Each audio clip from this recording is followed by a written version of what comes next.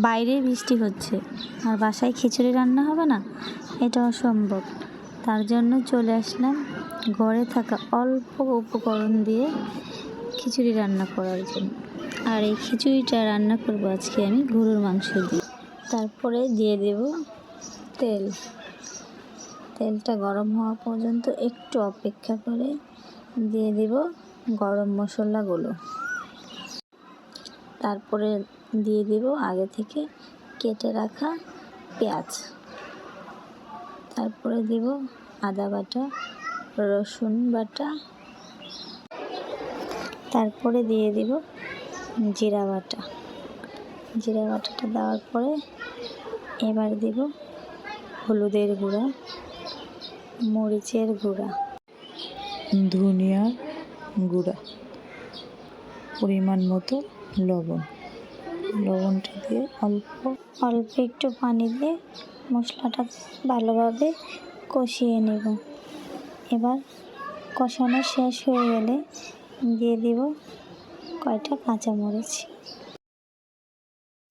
দিয়ে দিব গরুর মাংসগুলো অল্প অল্প করে। আসলে আমার বাসার সবার এই খিচুড়িটা খুব পছন্দ, সবাই খুব ভালোবেসে এই খিচুড়িটা খায়। যাই হোক, এবার গরুর মাংসগুলো সবগুলো নাড়াচাড়া করে দিয়ে দেব এবার পরিমাণ মতো পানিটা দেওয়ার পরে আরেকবার নাড়াচাড়া করে একটা ঢাকনা দিয়ে ঢেকে দিই। কষানোর মাঝখানে একটু নাড়াচাড়া করে নেব যাতে মাংসটা তলায় লেগে না যায়। কষানো পর্যন্ত একটু অপেক্ষা করব। মাংসটা কষানো হয়ে গেলে এবার দিয়ে দেব চাল আর ডালের মধ্যে সেই রান্না করা মাংসগুলো অল্প অল্প করে। মাংসটা দেওয়ার পরে চাল আর মাংসটাকে ভালোভাবে আমরা মিশিয়ে নেব। এখানে আমি বলে রাখছি, আমি কিন্তু এই খিচুড়িটা কলার চাল দিয়ে রান্না করিনি। এই খিচুড়িটা রান্না করেছি সেদ্ধ চাল দিয়ে, কারণ আমার কাছে সেদ্ধ চালের খিচুড়িটাই ভালো লাগে। তারপর এখানে আমি দিয়ে দেব পরিমাণ মতো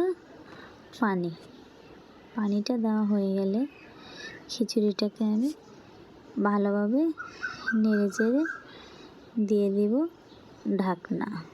তারপর অপেক্ষা করব 5 মিনিটের জন্য। 5 মিনিট পরে নাড়াচাড়া দিয়ে খিচুড়িটা কিন্তু আপনারা দেখতে পাচ্ছেন প্রায় 50% হয়ে গেছে।